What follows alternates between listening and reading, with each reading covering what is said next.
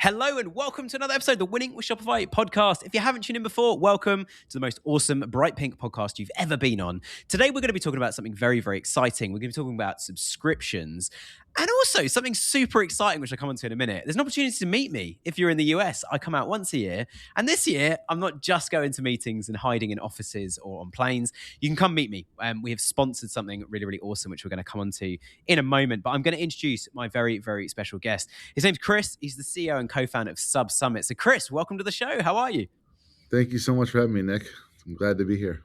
Well, it's a pleasure to have you here. And if anyone's not heard of you, Chris, or they've not heard of SubSummit, give us the elevator pitch. Like, what is SubSummit and why should people care? So SubSummit is the largest event in the world for all D2C and retail subscription membership and loyalty brands. So think everybody from BattleBox to Ipsy to FabFitFun, even like Netflix, Spotify, BattleBox, Carnivore Club. If you got a subscription membership or loyalty brand, you come to SubSummit, which happens once a year. Next one happening in May 13th to the 15th. Amazing. And I've been joking with you and the team quite a lot while we've been getting ready for SubSummit about how much I love the American market and how blunt you guys are. It's just world's biggest. It's just like, there's no question. It's like, we're the world's biggest. We checked, we're the world's biggest. I'm going to be at SubSummit, everyone. So if you want to come meet me, there is in fact, Chris, tell us a bit more about the stage. We're sponsoring the podcasting stage. Yep. Tell us a bit more about what happens at SubSummit and why is there a podcasting stage and what are some of the other things that people could expect to see or do if they came? Yeah, I mean, look, we've got 3 track room stages. We've got a main theater, which is called the Arena this year. It's going to have stadium seating, so that's going to be remarkable. Nice. We've also got a podcast stage, and a big part of that is we've got an amazing podcasters like yourself that are going to be at the conference. They're going to be doing live shows right at the event. People can walk up and watch. You know, we've got an exhibitor hall with 120 exhibitors with different solution providers and technologies. We've got a huge hosted meetings area. We've got a great lunch area, and everything lives on one floor for 3 days. And so, you know, I know we'll get into that more as we get through the podcast here, but the opportunity at SubSummit to meet like-minded individuals that are in the subscription space, or if you're not in subscriptions and you're thinking about adding it, which you probably should be, SubSummit's the place to be. And we're going to talk a bit more about subscriptions in general as we go through this episode today. But I'm super excited. I will be flying out. Byron will be there as well. So if you didn't believe Byron was a real person who does all the hard work to make amazing people like Chris and myself and all our amazing guests be here, then Byron's going to be there. We're also going to have, I think it might be going out the week after this episode as well. We got John from BattleBox, who's the CEO, coming on to talk about live shoppable video and a few other bits and pieces. They've got, you mentioned Netflix earlier, Chris. They've got their own Netflix series, which is insane. Like a Shopify brand is now running a Netflix series. So if you want to come and meet some incredible people, it's the place to be. I'm so excited to be there. And we're also talking to some of the tech brands about getting involved in the podcast and Growth Vault later in the year. We're also super excited to meet some brands. Tickets though, Chris, they're quite expensive, but it's free to brands if they do something. Tell us more. Like I think it's an incredible offer. I mean, we built this event so that we could cultivate the largest community of direct-to-consumer subscription membership and loyalty brands. When you think about the event circus, the event circuit in the US, a lot of them are focused on retail and e-com. We're the only one that's 3 days focused around subscription. Our goal is to get the greatest minds in the room. We make it super easy. You can apply for our hosted meetings ticket, which gets you a free ticket to the conference and up to $750 in travel reimbursement. And all you have to do is take up to 8 meetings with technologies and solutions at the event. However, all of those meetings are agreed to and approved by you. So let's say you're looking for a new CRM. You approve to meet with only the CRMs. Let's say you're looking for a new agency. You approve to meet with only the new agencies. You need a new fulfillment center. You're looking for new plugins. So it's really an easy way to attend the event. And we have a lot of companies that come and they use that as an offsite opportunity, right? So brand like BattleBox, you mentioned John, he's bringing 8 people from his company to the conference, right? And when you're thinking about who should be there, it should be your head of customer acquisition, your VP of growth, your director of marketing, your head of retention, your head of CX, your head of technology. Use it as an opportunity. It's the one event a year where you're going to come out and learn some things that are going to help you apply deliverables to your business when you get back to the office. I mean, that's amazing, Chris. And obviously people can come for free, which is so cool. There's obviously one rule, everybody, is if you go there, do the meetings, go for free, get a reimbursement there, but you're not allowed to meet any other SEO PPC partners, the only ones, so come see us. joking. Obviously, you can do what you want. But let's talk about, for anyone that's like, look, this conference sounds amazing. We don't do subscriptions.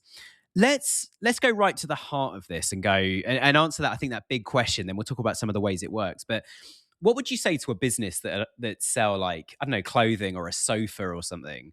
What would you say to one of those guys who's like, people don't buy regularly from us, like it's a one in a Yeah. year, one in every year or something? How could they use subscriptions to grow their business? Yeah.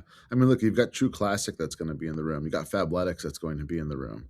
Not having a subscription membership or loyalty program, and I want to just negate loyalty from this, so we'll talk subscription and membership. It's like having a retail store and not a website in the 2000 right era. You're missing the boat. If you've got a clothing brand, you can build a membership that gives your consumers an opportunity to get discounts on products, gives them the opportunity to get exclusive drops or get opportunity and access to products on release early. There's different ways you can do it. And by the way, there are items that you do need regularly that's in the fashion space, whether that's underwear, socks, right? Clean tees. And then, I've seen brands that are doing it, that have done things really, really well. There's a brand called Southern Hat Company. I think that's the exact name. They drop a new hat once a month. All you can do is be a subscriber to it. And there's a wait list, and they sell out every single month. And every single month you get a brand new hat delivered right to your door. Fashion can be put on subscription. It's just about how you build it, right? And you'd made a comment. You'd said a lot of these brands get 1 or 2 purchases per year from a customer. That's the exact reason that you need to build a subscription, because you're likely going to see 4 to 6 purchases per year, right? Membership, some sort of subscription, it is 100% possible. Brands are doing it. And the truth is, if you're not doing it now, it's going very, very soon. It's going to be too late. I cannot think. And it's interesting, I speak at a lot of events, and I speak at a lot of colleges, and I challenge people to tell me their business model, and I'll tell them how to build a subscription around it. Love that. There's not a lot of businesses where this doesn't work. There are some, but there are not a lot. Yeah. And we as an agency are a subscription business. And for exactly that reason, we used to do, it was about 70% project-based work. Someone would say, can you optimize my site? And we'd say, yeah, here's the fee. We'll go and optimize the site. There were 2 issues. One is, whilst I'm optimizing it, I have to pitch for the next gig. So I'm doing 2 jobs at once. You're just chasing business the whole time. Yeah. Yeah. And then, but the second issue as well is, once we did the SEO, all the numbers changed. And it's like 2 weeks later, I'd be banging on their door going, we should do another round of this. And they're like, no, we only budgeted for 1. And it was like, what a loss leader. And I love the examples you gave. Drops, fantastic. And I think the membership or subscription, partly because of Amazon Prime, that's become so much more popular all over the world, hasn't it? With the, if you become a member, you get member only pricing, you get free delivery. Like, it's growing. Yeah. I mean, look, it's been, and they've been doing subscribe and save for the last 10 years. So if you look at what makes a subscription successful, they either have to have value, convenience, or access. If you offer one of those 3 things, you are likely going to build a very successful subscription business. Amazon offers all 3. They give you value on products, give you discounted products regularly. They give you convenience by delivering it to you, not just in 2 days, not just in 1 day, but here, like in an hour, you can get items. And then they give you access to Prime Video. They've got all 3 elements of a successful subscription business built into their Amazon Prime. If you look at their most successful day, do you know what the most successful day was for Amazon Prime, where they had the most signups in 1 day? It's got to be Black Friday, surely. It was the day they announced Thursday Night Football for NFL. Oh, really? You could only watch Thursday Night NFL Football on Amazon Prime. This was 2 years ago. They had the most signups they'd ever had in one single day, because they gave you access. Yeah, if you look at the success of Netflix, the success of Netflix is going to rely on their original series content. If they stop building out content that you can only watch on Netflix, then they will eventually die. But they continuously come out with more content that can only be watched on Netflix. That's amazing, Chris. And I think as you say, some people have been doing this for a long time. What is changing in the subscription space at the moment then? What's evolving? So we're seeing a lot of different things, right? You're seeing how AI is starting to have an effect on the industry, which is having an effect on most industries. And I think what becomes important there is how you're using AI, but also more customization. right? So how do you customize the experience for the consumer to make sure that not only do they subscribe, but they don't churn, and you don't have a big retention problem? We're also seeing frequency changes. So being able to offer frequency opportunities based on what the consumer's needs are. So let's use, for example, let's say that you are a protein powder brand and you've got a subscription or auto ship or subscribe and save. I work out 4 to 5 times per week. Another individual might work out twice a week. Just offering a monthly subscription to a tub of the protein may not always work because one individual might only, go through that tub of protein over 2 months. I might go over it over 1 month. So you got to be able to have that cadence. If you look at Farmer's Dog, Farmer's Dog does a really good job of adjusting the cadence based on the consumer's needs. So when you sign up for Farmer's Dog and you get those daily meals for your pet, before the next renewal, they'll ask a question about 2 weeks out. They'll say, how many meals do you have left? And based on your response, they'll adjust the next renewal date. That becomes really, really important, and it allows for less churn and more customization and being able to follow the needs of the consumer. Yeah, which makes a lot of sense. And I think certainly the control over a subscription, I think, is really, really important. And there's so much. I mean, we mentioned Recharge, who we both know quite well, and there's Rebuy, and there's a whole load of other systems to manage either the subscription itself or bits around the subscription. Lots of these guys are going to be at SubSummit, and I mean, I for one am super excited to meet them because it's where I learn the most is going to talks. Especially when I'm in a talk, I can't get distracted. If you ask me to watch a YouTube video, the irony is I am a podcaster and I'm the one who can't consume podcast content. But yeah, when I'm driving, put something on. I think it's really interesting seeing what some of these brands are doing, and I love some of those use cases you've just shared. And I think that then starts to help people, either someone who's doing a subscription but it just could be sweating that asset and that process so much more. Do you ever find that in your warehouse you have dead stock? You can't sell it, no one wants to buy it, and you can't get a refund on it? Or alternatively, you're missing inventory in your warehouse that you need. You've got sales coming in and you're low on stock and you haven't ordered more stock in time. All these things hit profit, and I've been there. I've run my own Shopify store and had exactly that problem. But we've partnered it up with Inventory Planner, who have the most incredible app to help you manage that and forecast exactly what products, what SKUs, even down to what color of product you need to order in advance to make sure stock levels remain consistent throughout. They're also running a 7-day boot camp. And if you want to go and sign up to that, it's 7 emails over 7 days. And it takes the same amount of time as your morning coffee. And in 7 days, like me, you can become an inventory management pro. Both links are in the description. Enjoy. With AI, I want to dig more into this bit because this is the bit that everybody talks about at the moment is AI. What are some of the ways that the customer specifically actually interacts with AI when it comes to subscription? Yeah. I mean, look, you're going to see it across the board with customer service, right? So how are we using the customer service tools to help streamline the process, give 24 access to the consumer? And that's not that crazy new. But where I think you're going to see AI start to come into play is when it identifies the consumer that lands on your website and then showcases to them the products that they actually need and use. So for example, if you were on, we'll just use Fabletics as an example. Not that I know that they're doing this. It's a clothing brand. So you were on Fabletics, you ordered some products. Now they know what your size is and what type of products you need. They also can look at like what time of the year it is based on where you live. So if I'm in Detroit, which I am, and I wear extra large and I like leisure wear, when I land on the site in the middle of the winter, it should be showing me their winter products. Somebody in California at the exact same time is likely not looking at winter products because they're in California. They'll know where they're coming from. Using AI to identify who the consumer is and offer them the correct products based on seasonality, based on purchase history, based on location is going to become really relevant. Let's talk about another product. Let's say like Miracle Grow, fertilizer for your grass. Well, the grass in Detroit is very different than the grass in Florida. It should know who I am, and I shouldn't have to go through 3,000 SKUs to find the right product. It should say, hey, Chris, I see you're coming in from Michigan. You likely have this type of grass. You need this type of fertilizer. Yeah. That's where you're going to see a lot of success with AI. Nice. I think one of the big things I'm seeing in personalization using AI at the moment on sites is that I love those geographic examples and it actually saying, going one step further and saying, like, this is the most popular product in Michigan right now. And here are the reviews from customers who are in Michigan. And this relies on two things. One is AI understanding the data properly. And the second thing is having your data and reviews and other things tagged properly. You need to feed the AI that data so it knows what to come back with.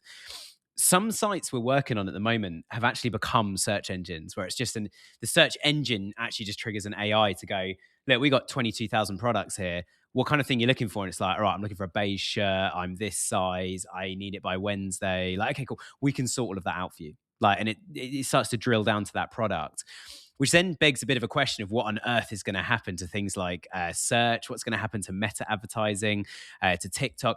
The advert's going to pop up going, look at all these incredible products. Do you like this? Yes. Great. AI pops up. What would you like? Like, let's have a conversation. Is there anything else like this you'd like to see? Do you want to see more or less of this content? At the moment, it's just kind of working out what you engage with.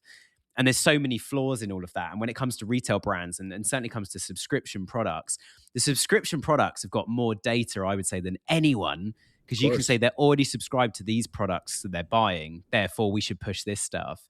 And I guess it doesn't end at the point. If you just sell one product, say you just sell candles and you've got people on a subscription to get more candles now, there's a big opportunity to also do like sister brand integrations, isn't there? To say, here's a partner brand of ours, and they're going to push us to their audience to start subscriptions on our candles to them. But we're also going to push them to our audience and tell our audience, you should go and buy, these diffusers. So you got candles from us. I know it's a silly example, but somewhere like SubSummit is where you make these connections. It's who you meet when you're having a coffee. It's who you sit next to in the arena. Look, my background prior to building and launching SubSummit was that I was the original CEO and co-founder of the Gentleman's Box, which was a subscription for men. Wow. Yeah, I remember it. Yeah. That got acquired in 2020. Back in 2016, we had a partnership with Ipsy, which was a women's makeup subscription. A month before Valentine's Day, we had put a bunch of inserts in their subscription box that said, hey, get this for your significant other. And then on the reverse side, we did the same thing for them.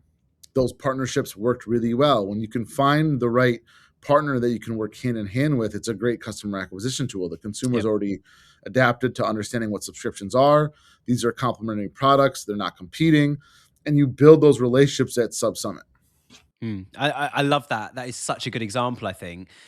One of the stats I've been talking loads of on the show about, and lots of you guys that listen to my Tuesday talks will know this, I've been talking a lot about lifetime value. And the higher lifetime value is, the more orders you get per customer, the more the average order value is going up per order as well, which obviously subscription makes it automatic. If they have a 12-month subscription, you've just 12-folded your ROI from all your advertising, instead of them buying one product. But if your lifetime value is sitting at like 1.5 or 2 orders per customer, subscriptions are massive, but doing this partnership suddenly means that we don't even have to do the heavy lifting. We're just sending an email and they're doing the same. And we're now going to have, although we might be stuck at 2 ROI per customer or 2 LTV, so 2 orders per customer. Although we're stuck at that, we've just got a massive influx of customers our way, and we've helped someone else do something with our customer base, which we've struggled to get another order through. Do you see how you're kind of taking a lateral step to sweat that asset? I mean, I think twice, but look, if you're at a 2 renewals, you've got a bigger problem. Yeah, and I don't of course. think the solution. I don't think the solution is going to be to add more customers at that level. I think we need to identify how do we increase that from 2 to 10. But making the partnership is definitely another top of the funnel tactic to drive more customer acquisition, right? And it's outside of those partnerships, it's just having conversations with individuals to learn like what's working really well for you. How are you upselling at checkout? That's another great way to increase LTV. So they sign up for the candle subscription, and then at the checkout it says add a package of scents, scents for $10. You do that at purchase. You're now increasing LTV, and so it's what also makes like the SubSummit community so great is everybody's there to help each other win, and we promote co-opetition, which is your competitor might be in the room, but everybody's here. There's enough fish in the sea for everybody to eat. Let's work with each other. The other part of it too is I think one big misconception that people have is they think that, let's say that they have a candle subscription, they believe that the other candle subscriptions are their competitors. Well, that's not true. We're in a day and age where most consumers have 15 to 20 subscriptions. So if you go really back and look at all the different subscriptions you have, you probably have way more than you think. So you're competing for share of wallet. It's not competing with just a competitor. So when a consumer is doing their monthly budget, they're looking at all their subscriptions. And what you want to make sure is that your subscription isn't one of the ones that gets cut if they're making financial changes in their life. So it's competition for share of wallet. And you want to build a brand and an experience where the consumer doesn't look at your subscription as the first one that they're going to cut when time comes. You come to SubSummit to learn the different ways to build a brand that isn't going to be the first one that somebody wants to cut when they're thinking about financial changes in their life. Yeah, absolutely. And there's apps now. I see them all. I haven't got one myself. I keep, because I think as I run a business, I keep quite a tight knit on my own subscriptions. But there's apps now that will tell you by looking at your bank balance for the last 12 months. Because of open banking, you connect them in. It goes, these are all your subscriptions, and then you just look at it and go, Netflix. I haven't used Netflix in ages. Like, right, cull that. And as you say, you don't want to be the one that gets cold. I'll say the biggest one's called Rocket Money. It was originally called Truebill, and he was at our conference in 2024. We did a keynote together. And that's where we learned about that consumers. So if you're looking at the consumer behavior, consumers were adding subscriptions and then they were canceling. And in 2024, those finally crossed. So what that meant was if a consumer was going to add a new subscription, they were going to cut one. Before they were adding 3 or 4 and they were cutting only 1. Now, if consumers are going to add a new subscription, they're likely going to cut one. And so again, this comes down to like, how do you build an experience so that yours isn't the one that's cut? Yeah, exactly. I just want to interrupt today's episode to tell you about some big news for Shopify merchants. Yotpo, which you might be using, is sunsetting its email and SMS products. You may have got an email from them, and if you haven't, this might be the first time you're hearing about this. So if you have been using them, then you might be wondering what's next. Well, our sponsor Seguno has you covered. Seguno is the most deeply integrated email marketing platform for Shopify and makes switching really, really simple with hands-on onboarding, migration help, and deliverability expertise. Right now, with code WWS20, you get 20% off your first 3 months with Seguno. So don't let your marketing skip a beat. Switch to Seguno today at seguno.com/winning with Shopify. With the UI within the subscription app, so when they go to manage the subscription, how do you build a UI that stops people or encourages people, even at that point, of not canceling? I mean, look, you got to ask questions, number one. Like, you can't just have a button. It's like, why? Right? That's a good point. And then you got to have AI tools. There's another part of it which starts to talk to the consumer, because depending on why they're going to cancel, you might be able to save them. Is it because they didn't like the product? Like, suggest another product and stay on for another month. Is it because they can't afford it? Offer them a discount to stay on another month. Is it because they didn't get the product in shipping? It's like, okay, like any reason that somebody goes to cancel needs to be an automatic trigger to customer service so that they can sort of take that opportunity to have a conversation with the consumer and find out why. Because in a lot of cases, it might be something that you can fix and make good on the consumer. And if the consumer is saying, and then by the way, also one of the reasons might be like, let's say Netflix, you go to cancel, and it's like, well, I'm going to be in Europe for the next 3 months. Okay, let's pause it. We don't need to cancel your subscription. And in 3 months, it'll start again. So instead of losing the customer, they're just paused and it'll automatically renew in 3 months. So the number one way is just ask questions. Don't make it difficult to cancel because nobody likes that. But make it so that you at least gather some data. You have an opportunities to save the consumer. And then you get to take that data and apply it and review it and see, these are the changes we need to make to our business so that less people are potentially going to cancel. Which actually is, I would say, a massive advantage you don't get if you're not running subscriptions. Because if you're not running subscriptions, they just don't come back and buy. If you're running a subscription, you've got the opportunity to have this conversation, and they want to get to the end of that short process to click. So yeah, I think it's a brilliant idea. I think an important point in this as well is with that cancellation process is not just to drop the price, is it? I think too many companies on scripts too quick to go like, what if it was half price for like maybe for a temporary time? But so many of them are like, I do it with a couple of my TV subscriptions every year. I'm like, I know at the end of the football, what we call it real football, you call it soccer. But for real, when I cancel my TV subscription to watch football in the UK and Champions League and FIFA World Cups and stuff, when I go to cancel that, they always give me a deal. And I always do it at the end of the season. They give me a deal for like at least 9, maybe 12 months, which means every year I'm always on a deal. And I know they're going to do that. So they've kind of lost that money now. So brands are going to be careful not just to drop the price, haven't they? It's important they don't just devalue it.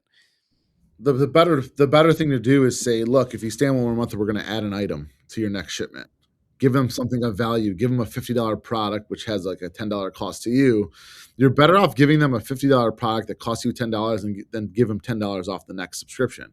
You know, I'm a big advocate of not discounting. Like I think every brand should, all the brands should just come together and remove the coupon code spot, and then nobody would have this like idea that they can get things on discount. That'll never happen. But if you look at the most successful brands in the world, like Apple, right?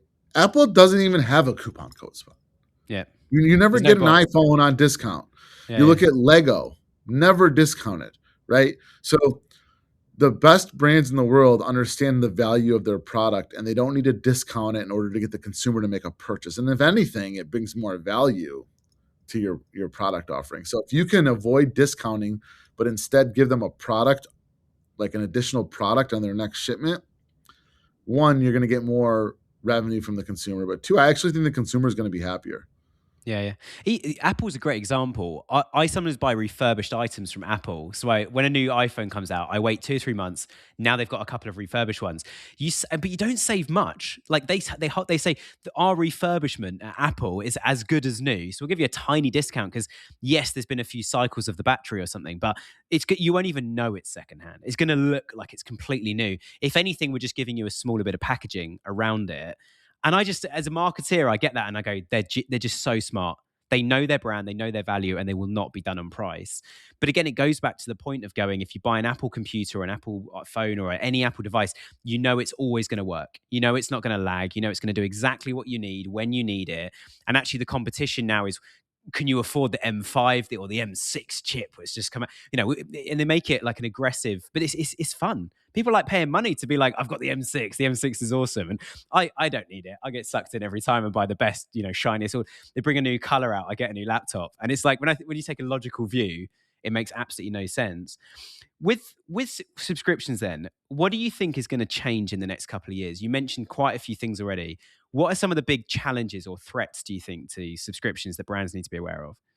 I would say one challenge I addressed already is understanding that you're competing for share of wallet, right? So you need to think through that.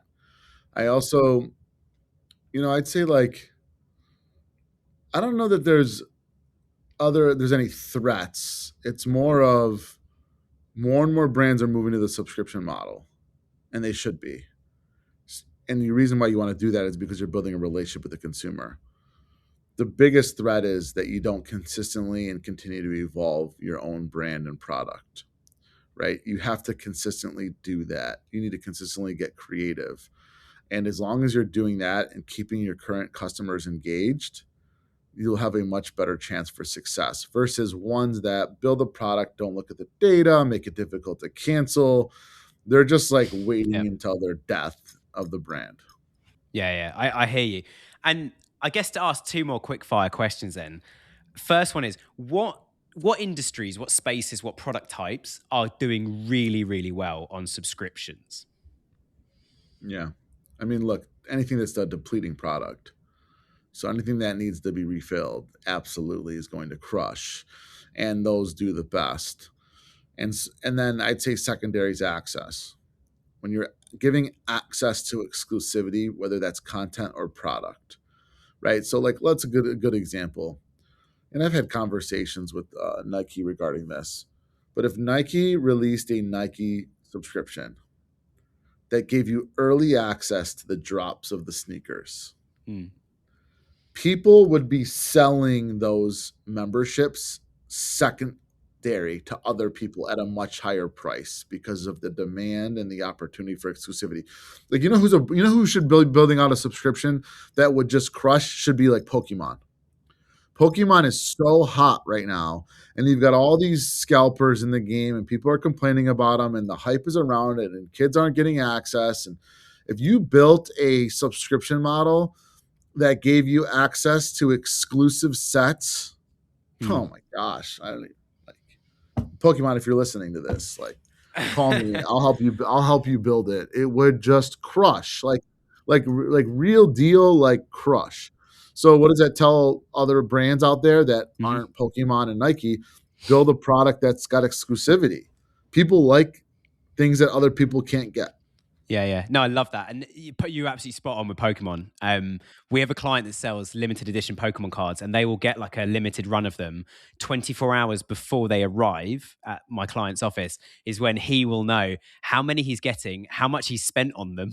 He literally you just go, yeah, we'll take a lot. And it could be anything from like £10,000 to £200,000 that he's taking. But he knows that any drop on Pokemon, Yu-Gi-Oh, and a whole load of other games, he knows they will all be gone within hours Yeah. of hitting his website.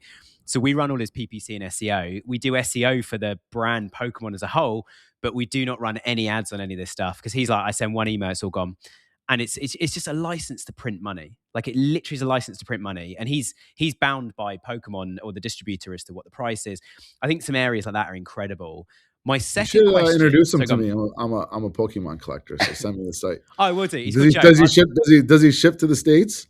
I'm sure he would if I asked him to. And he should come to the conference. You should tell him to come because he should be building out a membership.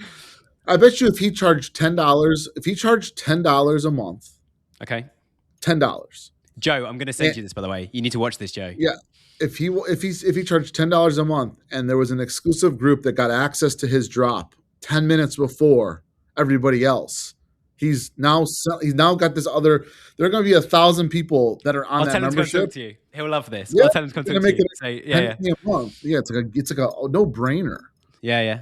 And my other question, I think, relates not to that kind of business, but when you're on a site as a consumer and you get offered, do you want to buy this product? Is literally just Amazon subscribe and save. You get offered a subscription with a discount, or you can just buy one and there's no discount. Do you find that works best for consumers? Do you think it's best for a brand to present that so you get the option? Or do you think actually if you just say it's a subscription only product, but you can cancel anytime, or the first month is half price, do you think it's better just to jump straight in with subscription? Or do you think actually let them buy one and then try and upsell the subscription later? Look at you definitely want to get them on the subscription first, no matter what, right? But it also depends on what the product offering is. So it's a lot of times in consumables you see that it's buy one-time purchase or subscribe and save. Which, by the way, a quick tip for everybody listening: you should change the word subscribe and save to auto ship. Auto ship will perform better. It'll convert better. If you look, Chewy.com, I had a conversation with their CMO. They made this change. All they did was change the words from subscribe and save to auto ship. They saw a 30% increase in conversion. It makes sense. Sometimes people get shied away from the word subscribe. They think that they're tied into something, where the auto ship is like, hey, we're just going to deliver this for you every single month. But I think it's the product offering. So if it's a consumable good, likely that's the way you're going to need to build it. If it's not, and it's tangible products, you want to get them to a subscription first. Cool. Love that. And I mean, there's so many quick wins. We've even done things recently where we've had like a 20% increase in conversion rate just by next to the add to cart button putting 30-day free, no question returns. Like just super simple, like 30-day money back guarantee next to the add to cart button. And people go, well, there's nothing to lose. And because what you're doing with marketing is, and I love the example you gave, you're changing the question. The question isn't, shall I sign up to this every month? The question is, oh, how much time is that going to save me by auto shipping? Especially as you said earlier, consumable. Like I'm going to run out of deodorant. Why don't I just have an auto ship and I can change the frequency in auto ship? It's genius. It makes so much sense. Yeah. There's other things you can do too at checkout. And you need to ask John Roman about this because I gave him this tip. He's like coming on in a week or two as well, by the way, guys. So BattleBox. I gave him this tip like 6 or 7 years ago, and he wrote an article that said a 5-minute conversation with Chris George netted me 6 figures in 30 days. But what I had suggested, that's such a John title. Yeah, to say. It's true. It happened. He's probably made millions off of this now. But after at the checkout process for his subscription, I suggested that he had a little box that had a blinking red arrow that said "Add a mystery box for $25."